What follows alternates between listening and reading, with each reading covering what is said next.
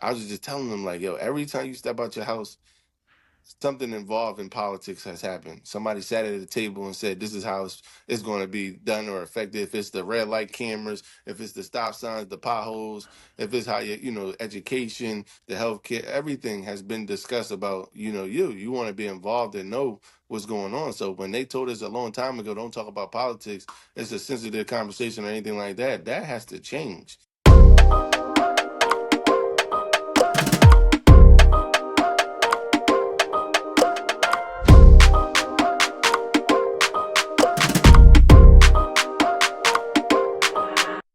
Good morning, good afternoon, and good evening, depending on where you are in the world. My name is Jabir McKnight, and I'm your host of the Spark Podcast. I have amazing guests here with me today. Alexander Hackett, Yeah. City Councilman at Large for Wilmington, Delaware. Thank you so much for joining. How are you feeling? Oh, I'm feeling good today, man. Always on a good Thursday, man. The weather's not too good, but I'm feeling good out here in Wilmington. Hey, it's spring. Yeah. The weather has changed. It is a little Yeah. cold, but the summer is on the way. I appreciate you taking the time out of your busy schedule to really connect and center this conversation on the importance of leadership in the community, engaging the younger generation in civic engagement, and intergenerationally, how can we really bridge generations to have a better, more broad impact? There's a lot going on in the Yeah. world. You're doing so much in the community, and now as a city Right. So, councilman, I would love to hear right. about your perspective on things. So for me, I mean, I'm just blessed to be here. I came from a mother that had a daycare, so she was pouring into the our community every day with education, and I just love to see her do that. And when I got an opportunity to go in education, that's exactly what I did. But when I got there, I started to realize that, you know what, like there's a lot of things that's going on with our kids and our families. And I just wanted to know, like, who's helping them? Like, who's helping them with their housing? Who's helping them with these meal plans? Who's helping them with all different things? And first thing somebody said, well, that's that table over there, the politicians. So, just to go back in 2020, I decided when COVID happened, I'm like, I'm gonna change careers. I'm gonna go fight for my people. And I had ran an election, didn't know nothing, got an election late, but just had a wonderful experience. And from that, end up losing, didn't know, what was going to be next until I got a call from Senator Carper's team. And that led to where I'm at today. And I tell people all the time, I think a lot of the communities, they tell us that, hey, we want you to be a part of the voting process, but not the election process. So, Mm. for me, I just wanted to be the guy that was like, hey, listen, if Mr. Hackett can do it, so can you. If Alex can do it, so can you. I'm still living in the community. I'm still arms reach. Any kid, anybody in the community can still touch me. So, the biggest thing for me was like, hey, like we got to continue to inspire the next generation. We can't keep saying, hey, they're the next generation if we don't get them there. So, and they got to believe, they got to be able to be exposed to so many different things. So I was like, hey, we're not going to stop with just the council. I created a nonprofit that was going to help families, and I also created a staffing agency that goes right back into education for our community members that might not have jobs. Now they have jobs. They're now being able to feed their families. Like that one question that I had back in 2020 has now been the fruits of my labor, but has helped so many other community members get back on their feet, supply them with the resources that they need. And that's what it's all about, making sure that our people in our community have everything that they need to be able to thrive in the city of Wilmington. I love that. So that Yeah. speaks to why you went into public service. Yeah. How has your experience growing up in Wilmington, your experience going to Dell State, your Yeah. experience in the community, how has that shaped your view of leadership? Like, how would you define it? And how is your leadership different than what you've seen before? I'm gonna be honest with you. I was born a leader. Yeah. It wasn't by choice. To be honest with you, every step I've been at, high school, football, playing basketball, coaches always said, "Hey, you're a leader." Even when I didn't want to be a leader, when I got to college, same thing. So for me, I grew up in this Wilmington area, West Side area, and it was rough. You know, a lot of times, a lot of people they tell us like, "Hey, listen, you got to be a basketball player, you got to be a football player, or you got to be on them corners to receive love or to be able to excel in life."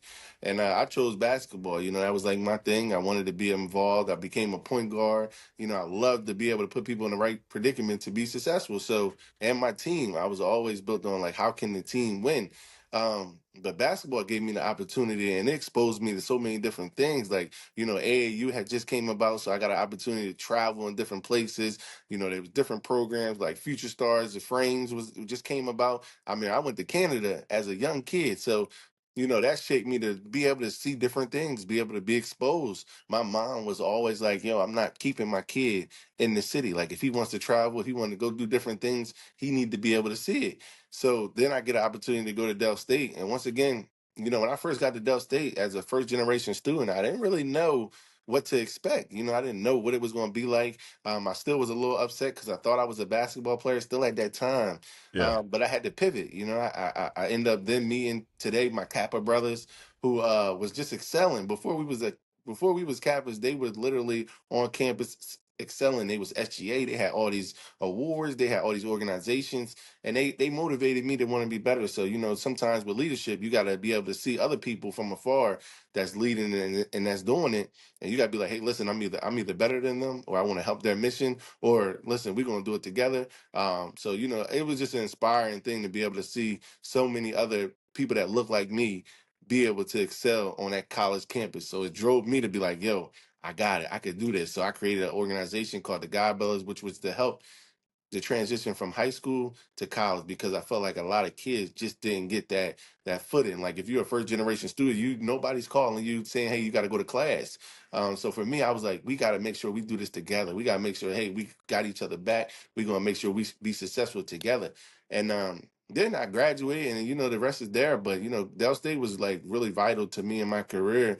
It saved my life. I had a lot of people on that campus that believed in me. You know, some people go to universities and they don't meet their president. My president was my mentor, Dr. Harry L. Williams. You know, student accounts. I mean, I can go down the line of like everybody on that campus that I played a vital role in my success. And I used all my resources. I was at the library. I was at student accounts.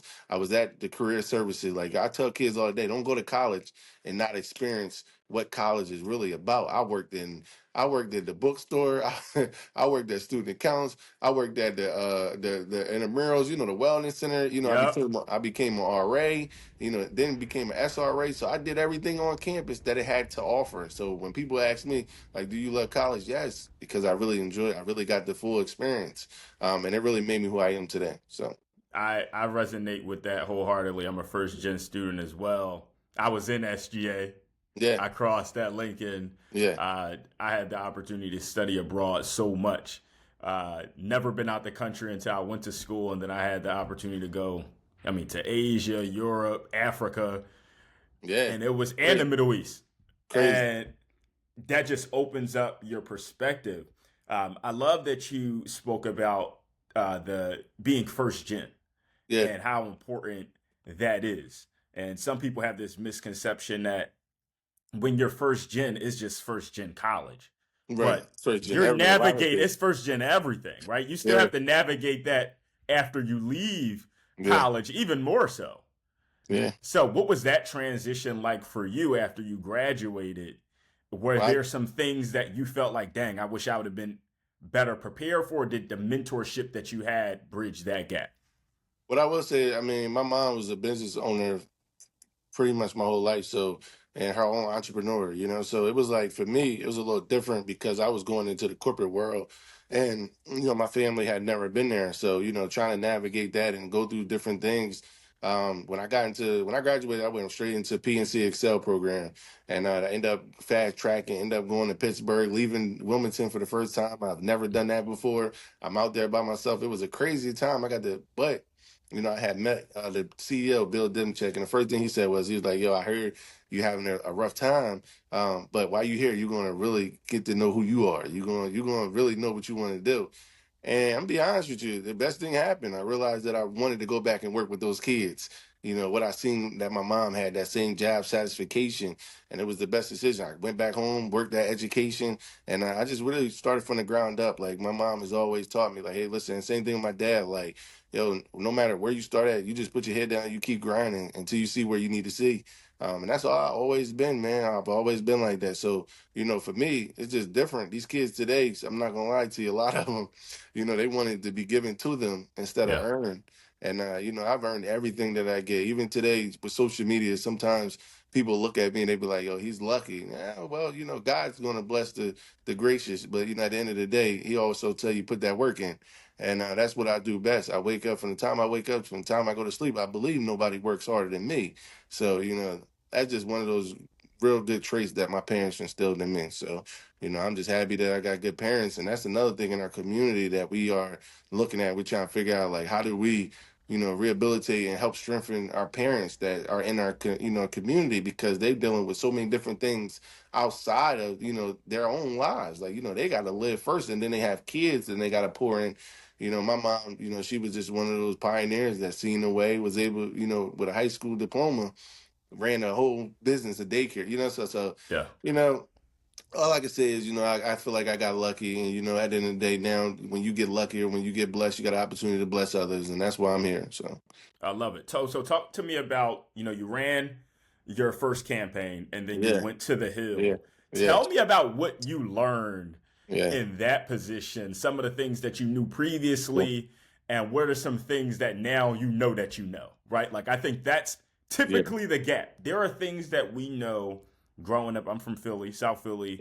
There are experiences and the things that we deal with that we have an inclination of, or yeah, it's instinct, yeah. and then once you're in the environment, like, okay, I thought I knew before, but now I know. So I know the game. What are some things that you learned, you know, working on the Hill with a Yeah. senator that opens your eyes to how you can do the things that you're doing at a higher level? And I give this backstory. My mom, we would grow up, we would go to Brown Boys and Girls Club. She would send me over there, and this guy would always be there. You had to do an educational thing before you would be able to play sports. And I Mm-hmm. had always picked chess because he would give us a golden dollar every time we would win a game. Yeah. And I just got really good at it. And I would go take that golden dollar, and on Vanderbilt Avenue, I go to Walk Chicken and get a thigh sandwich. But I tell that story because when I had lost, I was like a very competitive guy. I didn't want to lose, and get a call from Senator Carper's team, and first thing he calls me, I'll never forget. It's around the end of November. It's a snowstorm, a little snowstorm, a little blizzard, and they called me. They're like, "Hey, listen, Senator Carper wants you to go to his house, and we only live like 5 minutes from each other." And I'm like, I ain't going to this guy's house. I don't even know him. And I end up deciding to go. After wisdom from my uncle Joe Cobb, she's like, "Yo, go ahead and take the visit. Trust me. If this is the career you want, go over there and see what he got to say." And we got our long waistcoats on. We go outside, and we have an opportunity to just walk and talk. And we talked about a whole bunch of different things. And at the end of the conversation, he said, "Alex, I think I got a job for you, but you're not gonna like the job." And I'm thinking to myself, like, why wouldn't I like the job? He's like, you're not going to like the job, but the job that I give you, trust and believe, it's going to serve you, it's going to help you, it's going to put you right where you want to be at. And I was like, okay, cool. And we left the night, and I didn't hear nothing for a couple of days. And I didn't get a call from his state director, and she says, hey, listen, TC wants you to be his driver. I said, man, I'm not driving nobody around, man. I'm not. I was 27 years old. Thought I had did some things in my career, had a couple of dollars here, So I'm like, I'm not driving no man around, let alone, in my opinion, when we was thinking about this, and even my friends was laughing at it. It was like, yo, you gonna drive this white man around? And I was just like, thinking to myself, like, damn, is this where I really want to be at? But Yeah. then I had to think, like, in chess, it's moves that you got to make to get to 15 different moves at the end. So, like, you got to be able to set it up properly because today, some people in 2019, 2020, when I ran the first time, did not think I would be here today.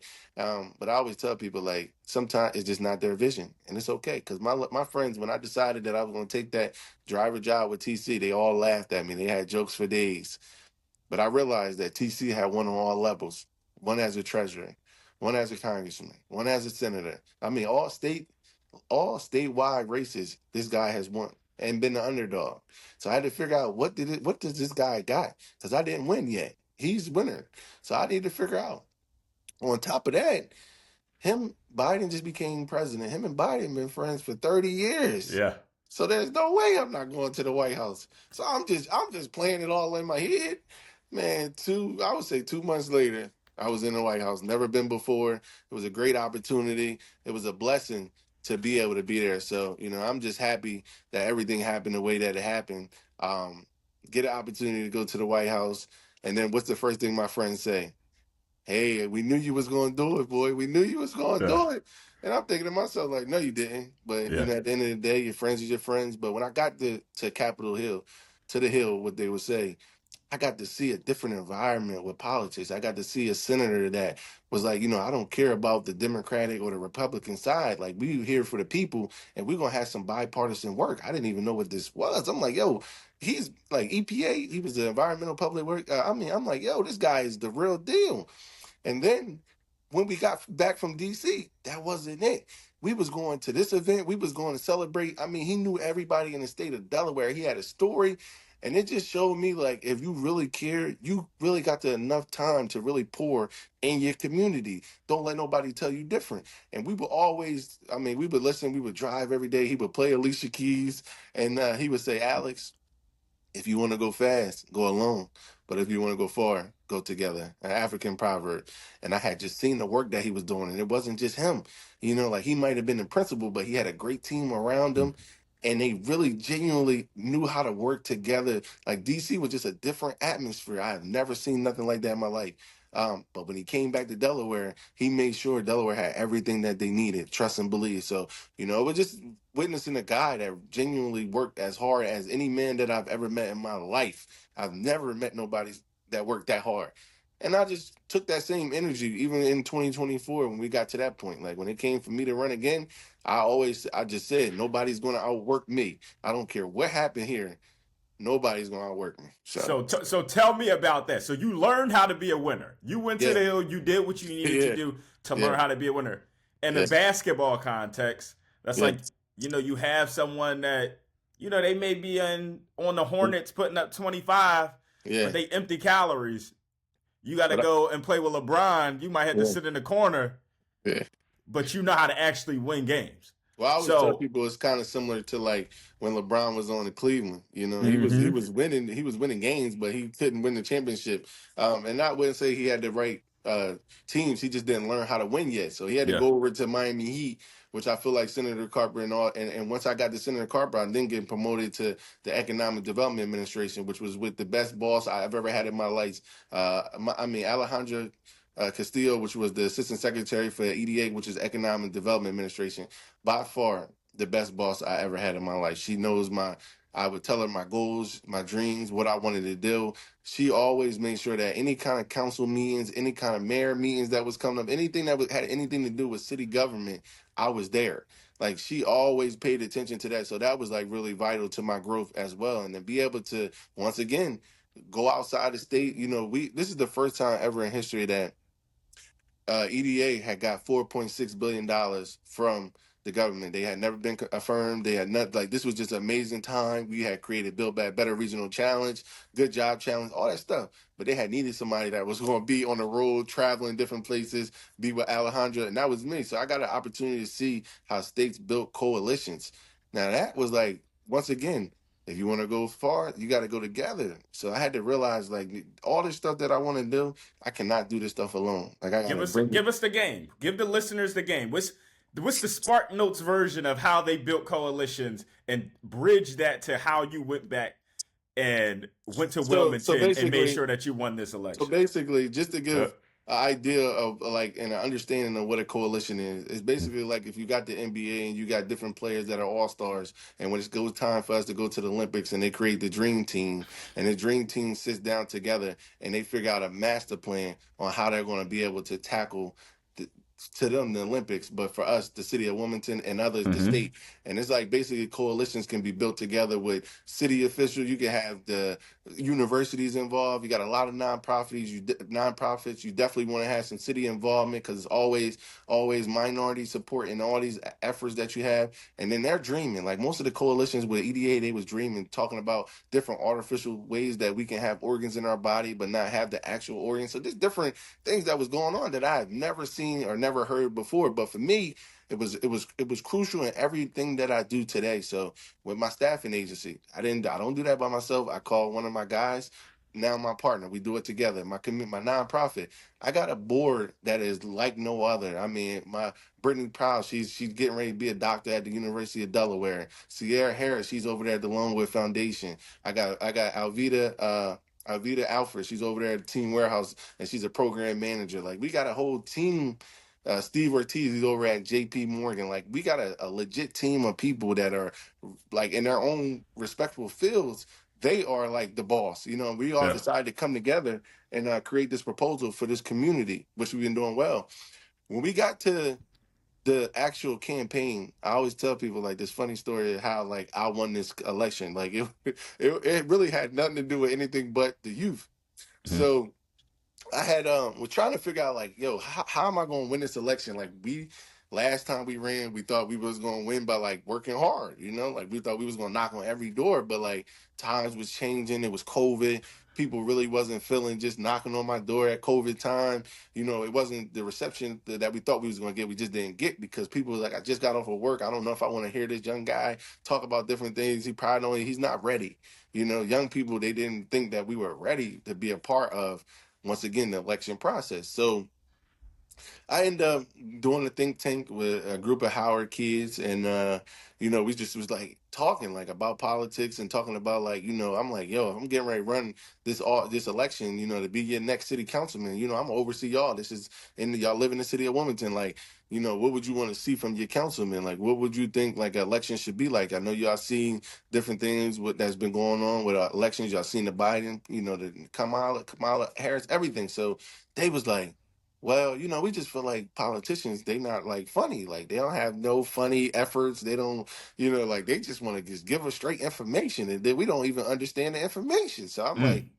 I'm like, okay, cool. Okay, that'll works. I got you. And I was like, well, how can I make it funny? Like, where do y'all think we could be at?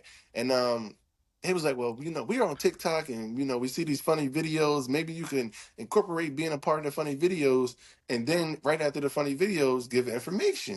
And How next old were thing these you know, kids that you were high brainstorming school, with? high school, high school. Got it. Uh-huh. And I'm telling my team as they start showing me the videos, I'm like, I'm not about to be rolling around in the grass. I'm not going to be doing this. Like this is not happening. I'm not doing none of these videos.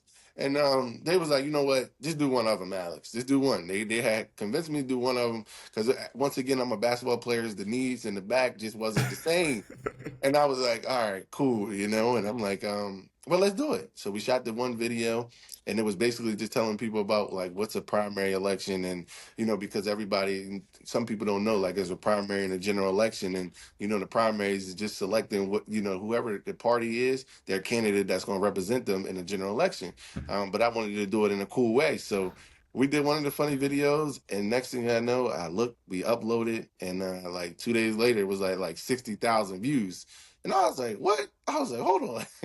I was like, we about to change the game. I was like, we only got 70,000 people in Wilmington. There's no way. So that means that like people in our city is seeing this. Geographics, with Instagram, like you can kind of put it in the You right can place. track it. Yep. So I'm like, oh, we on to something. The kids start sending them through. We start compiling the information that we wanted to give, and then the rest was history. I went from, hey, there's just this young guy to, oh, that's the guy that's doing those videos, and he telling us we got to vote on September 10th, and to, oh yeah, that's Mr. Hackett, City Council. Mom, make sure you go vote for him. Because what we did was we realized that, kids have a lot of say in the votes as well. If the kids want to vote for somebody, a lot of times the parents say, well, if you want to vote for him, I'm going to go vote for him. If you believe in him, my child believes in him, that means that I'm going to vote for him. And that's what happens. And I'm going to be honest with you, I had a great opportunity in my election to be able to go hard. Like when we had early voting, which was different from different candidates. A lot of other candidates, they have to work a 9 to 5, and I own a company, so I sat outside of the Power Center where you can early vote from 7 a.m. to 7 p.m. all day long. When people got there at 5 or 6, I had already been out there from 7 a.m. all day long, so I got to meet everybody. I tell people all day long, even if you're not going to vote for me, please just listen to me. Please just hear me out, because I might still be your next councilman. And what happened was, once again, I started to realize that people don't make up their mind about who they're going to vote for until they get there. Yeah, like it's a couple people on those lists. They like, you know what? I didn't know who you was, but after talking to you, you got my vote. So, it was just a little bit of the kids being able to strategically plan and think different on a social media campaign, because that's what we ran. I didn't knock on no doors. I didn't send out no mailers. I didn't do none of the typical things that politicians and campaigns do. This was a different day and age, and like you said, the only thing that remained constant in this world changed. So I was able to be able to adapt, and I'm happy that I got an opportunity to see different lights of how we can connect to the consumer, because everybody's on their phone, regardless of how any kind of age, from Facebook to Instagram to any kind of software, we're on our phone. So it was you just got to be there. So I thought we're going to meet them there, and at and then we started to give them the serious stuff. Yep. Because at the end of the day, you could be funny all day long, but I'm young. So I had to also understand that, they want to see, like, can he really be able to stand firm and be able to not only protect the community but also advance it.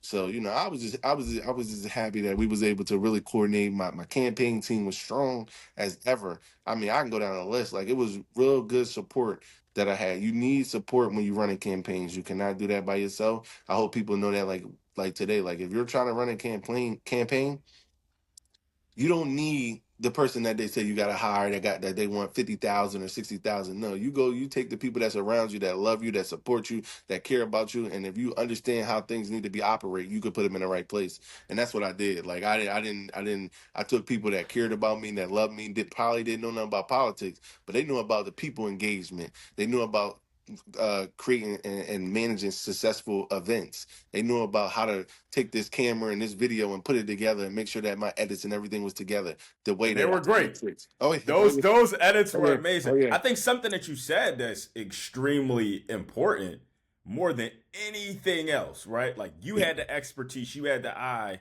yeah, but you incorporated the constituents into your process on the front yeah, end. It wasn't a I know better, listen to me. It was, hey, I know this. I know you need this, but you yeah. know how you would receive this information, and Yes, being open to giving it to them in a digestible way. And to be honest, and I think we're seeing that in politics in general, one, these issues are very complex. They yeah, are very complex. It's hard for most people to truly, especially on a federal level, truly understand, and international level, like how economics and how these things really are going to affect us. But, and we speak over them for the most part, right? yeah. They say most of Americans are at a sixth grade reading level. So, how do you engage with constituents and the people that you want to vote for you in a way that they understand it? Right. Well, I tell And people. you did that. Yeah, and I work with kids all day, so I get an opportunity to be able to explain it to them, and be able to then see if they understand it, because if the kids understand it, then I know for a fact that I can get their parents to understand it. So I've been doing things a little different in all aspects. Like, the kids is the real key to a lot of the success that I have today, and like really learning like how they want the information, how they think it should be, because I honestly totally agree that they're going to be the next generation, and I'm not saying that I'm leaving anybody out, but I understand that, like, we got to start somewhere, and for me, it was the youth, so And how do you, so what's your plan to continue to engage the youth? yeah. And what are some of the things that you want to see, you want to accomplish over your first term? Well, for me, I'm a very, how can I say this? Like, I love people so much, I think if you could put Martin Luther and Malcolm together, just trying to fight for the people and trying to figure out how we can continue to have them thrive in our community. For one thing that I want to accomplish is, we have a lot of people that graduate from high school and they might not go to college, and we forget about them. So I created a career fair for the left out, in my opinion, so that they can have opportunities to go down to our port, go down to the city of Wilmington. We got a lot of vacant jobs that they could be filling, to be able for them to get an apprenticeship. A lot of our kids today want to be entrepreneurs, so how do we get them to where they want to be at, not what we think they should be at? Like, I see things opposite of how the world has been for a long time. They told people, you got to go to college, you got to get a degree, you got to, for you to get a nice house, nice job, you got to do these certain different things. And that's just not the case anymore. And the kids don't feel that way either. They want to learn how can they make their own money, or they want to try to learn how to be successful, if it's entrepreneurship, whatever it is.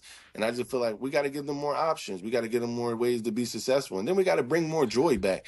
I'm trying to create different programs. I think, I'm talking about creating a city council classic where our high schools in the city of Wilmington play each other, and we all as a family come together, because the city of Wilmington has the jazz festival that's in June or July, and it's a beautiful time every time our city of Wilmington comes out as a whole. But we need more of that.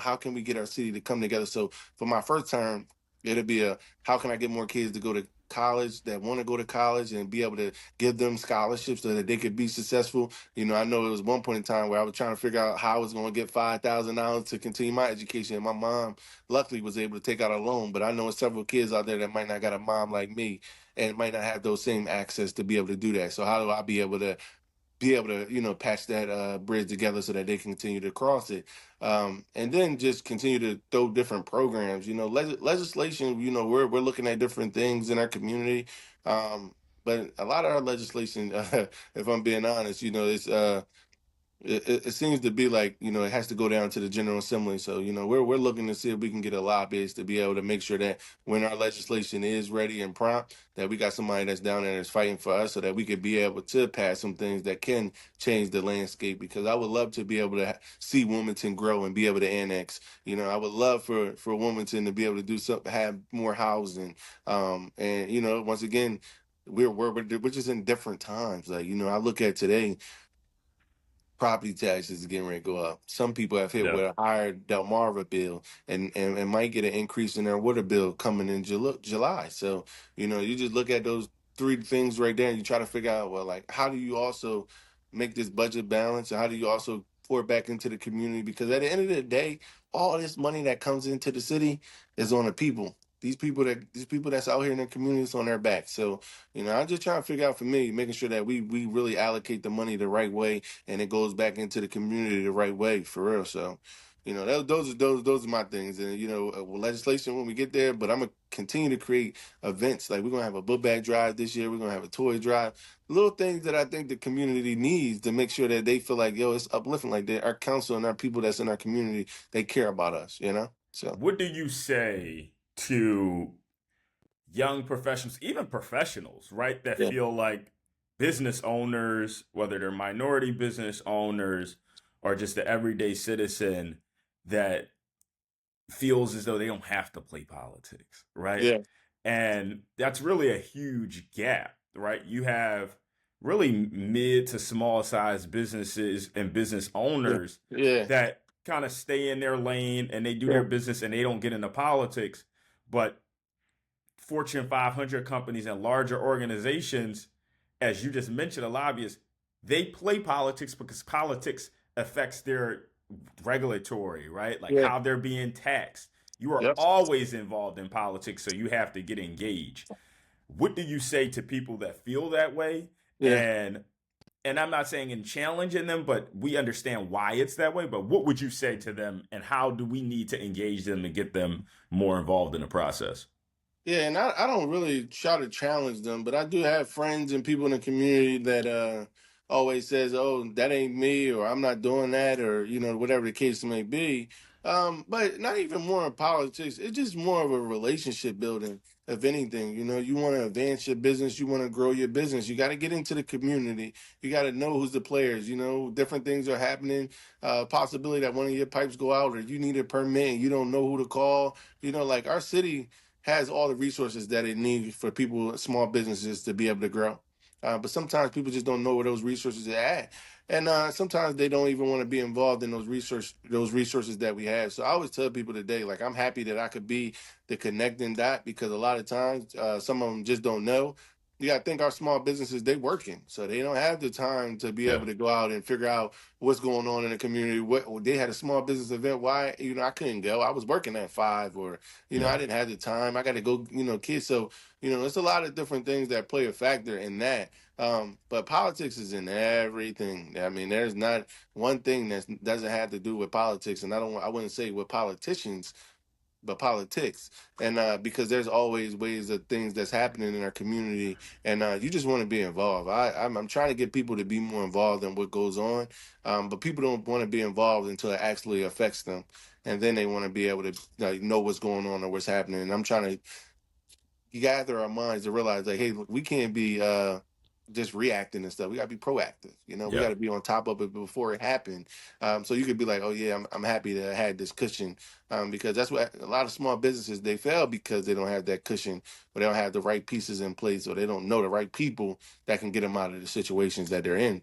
We have a couple that I know on the top of my mind that are going through certain different things right now, because they don't want to have the right conversations with the right people for them to be able to advance. Yeah. Because you got to think to yourself is, if you want your small business to grow, you have to make sure everything is in line. That goes from permits, L&I, that goes from you knowing exactly what's coming in the city, so that, because we have a lot of construction these days with some of our new high rises that's going into place, which could be affecting some of our places, our small businesses. So, there's a lot of things going on, but I tell people all the time, as a council person, I've been very transparent with the information, letting people know exactly like what's going on, how it's going to happen, in the way that they needed to be explained. Also, where they needed to be explained at, so that they can be able to view it, not just sending out no newsletter or no email or anything Yeah. like that. Like, we go on different platforms, and I pick up my phone all the time to let people know, like, hey, listen, your block,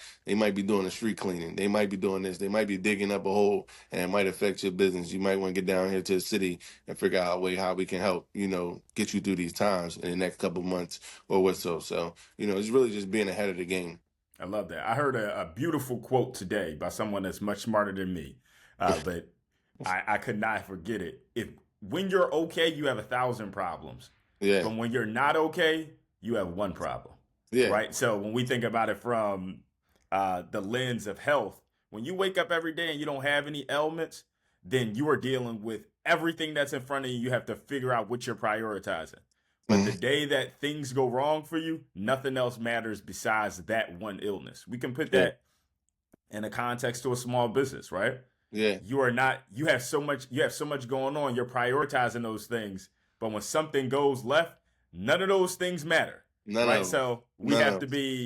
we have to prioritize what's going on. We don't have the privilege to take a step out and take a break from information gathering and understanding what's going on. Yeah. But I think what you said is extremely important. We have to give words meaning. Like Yeah. politics, it seems scary. What does that mean? I Well, we know, need to man. deconstruct what that means to each audience. I know, man. There's Every time I turn federal around, funding that's yeah, out there for these small businesses. You a want a part lot, of that. a lot.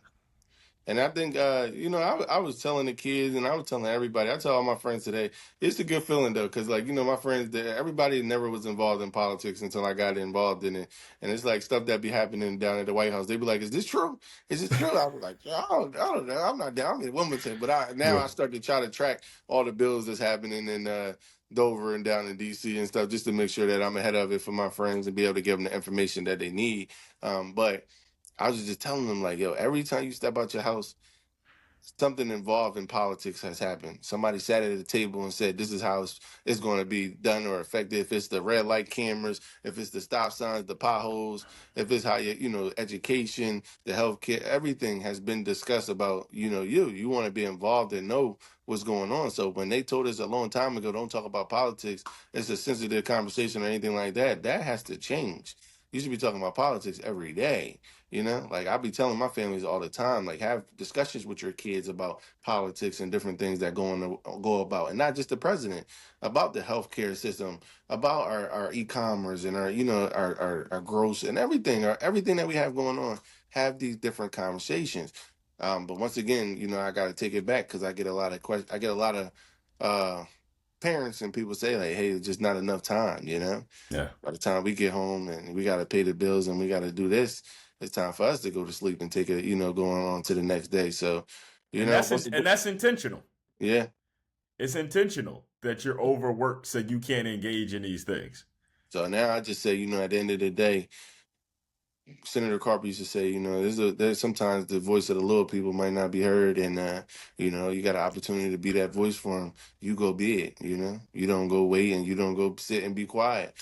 People are looking for you to speak up on their behalf because they're going through things that you might have witnessed and might have seen. So if you want to sit here and be quiet, then this is not the role for you. And I'm talking.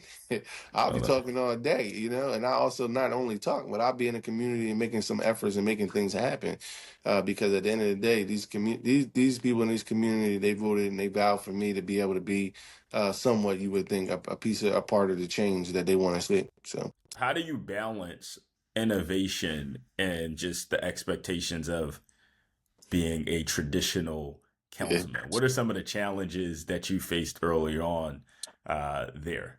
What I will say is I didn't know how to be a traditional one, so everything that we do is innovation and trying to be different. I tell people all the time like this is new for me, and I think a lot of people look at my last 4 years as like, wow, this is amazing because just 4 years ago I was sitting in the education room teaching somebody, teaching a kid about finance, not knowing anything about politics. So to be in office today, everything that I do is new. I couldn't tell you about the past council 20 years ago, 10 years ago, like some of my other colleagues could, but I say like there's a standard of how you do things, and that's excellent. Every time you step out, you want to be excellent. You want to be the best you can for this community. And that's what I've been trying to do since day one. Now, like I said, you possibly get some friction because, people have been here longer than me and they see things how they've been done. But like at the end of the day, I always say this, the only thing that remains constant in the world is change. So, at the end of the day, our environment is changing. We had COVID, people was working from home and, different things just is not the same as it's been for years to come. So, I've been able to just try to figure out ways that I can complement our community and help them and bring resources. And I think at the end of the day, being innovative about those things doesn't affect or anything like that. And I'm happy that I'm at large too. I oversee everybody. If you live in the city of Wilmington, I'm your councilman, so I don't have Mm. any kind of real like boundaries on like where I can be at in the community. I get an opportunity to just really go out and really figure out and see. Like I just visited the senior homes yesterday to figure out what they had going on and how we could play a little bingo here and there. Like I just want to make people feel better about living in the city of Wilmington. I love that. So, looking at a national lens, even international, like how Yeah. would you challenge young leaders that were in a position like you were 4 years ago to really step up for like large scale change starting in their communities? I think you gave out so many Yeah. gems and tools that Yeah. they could use, but what would you say to them, those that are on the fence, like, maybe I want to do it, but I don't think I'm ready? You took some would say like a lateral path, right? Like you were already Yeah. making money, you were doing things, but you saw Well, I the took it. I opportunity went. because I you had a went down. plan. I went down. But I forgot to tell you, Senator Carper, when I got in that job, he said, "Ain't no money." He said, "Ain't no money in the job." He said, "Ain't no money in the job either." I took a cut. I was like, I was, you're in education. They already say you don't make no money. So when I got to Senator Carper, I was like, ooh, I said, I got to wear the same suit for the whole year. You know. But yeah, what I say, for anybody that's running, I tell this story to a lot of kids. Growing up, my dad would take me to go play basketball like every Saturday, sometimes Sunday. And growing up, I would just never win. Like I would just always lose. I would lose every time, lose every time. Oh, this is kid. I just be like, at one point in time, I was like, listen, I'm over this. I'm tired. I don't want to play no more. I'm going back to football. You can have this. And he said something that I never forget, and I still imply it today. He said, hey, listen, if you quit today, you'll never know what it feel like to win tomorrow. And I took that with me every step of the way, you know, and I hope that encourages somebody that's out there thinking to themselves like, hey, listen, like I don't know if I'm gonna lose today. Well, you know, well you wake up and you breathe and you got an opportunity to win tomorrow, you know, and I just had to keep pushing forward. And that's the biggest thing with our generations and people today. Like you got to be resilient, regardless of the outcome. You get an opportunity to see where you was at. You know, my nonprofit today, which is pretty much all women, we they have a tendency to like have a flat out picture of how they want things to look. And it's like if it ain't that, they like, oh, we don't have the plan, so we can't start it. And I was like, no, no, no, we're not here to be perfect. We're here to be better. So once we do it the first time, we got an opportunity to then sit back and reflect and be like, all right, we could do this better. We could figure out this. We did this good, but we can improve here. You always can improve. And my team was like, oh, this is better. This is working. Because at the end of the day, we are now challenging ourselves to be more innovative, more creative, dream bigger, because we know we just going to try to do it wherever we land at. We going to land, and once we land, we're going to be able to build from there. So my advice for all kids: go out there and do it. Be able to dream. And it's a disservice when you go out to your community and you go out to these different states and you go out to college and you learn the different things that you learn, and then you come back home and you don't want to be able to save the same people that helped build you. Like I had a community here in Wilmington that really raised me. My mom, the next door neighbors. I still know to this day they pick me up right from my house. The bus drivers.